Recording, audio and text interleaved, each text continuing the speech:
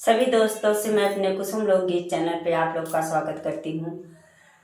आइए बहुत प्यारा से हम दोनों सहेली सुनाने चल रही हूँ। बहुत जौन की आमे में टिकोरा लग चुका बा, नाच गीत है और बहुत प्यारा गीत बा। माध्यम से गीत बनी। हाँ, टिकोरा के माध्यम से कि अपने अपने पिया से कैसे फरमाइश बा कि जीव मचलात बाटे टिकोरा लिया इधर। पहले गेहूं न कटी, पहले टिकोरे खाई, चटनी खाई। आइए गीत के सुनाती हूँ। गीत अच्छे लगे तो कमेंट बॉक्स में दोस्तों जरूर बताइए। दीदी भैया हरन से हाथ जोड़ के निवेदन बा कि आप लोग थोड़ा सपोर्ट करें। आइए गीत के सुनाती हूँ। हमरा उजिया मचला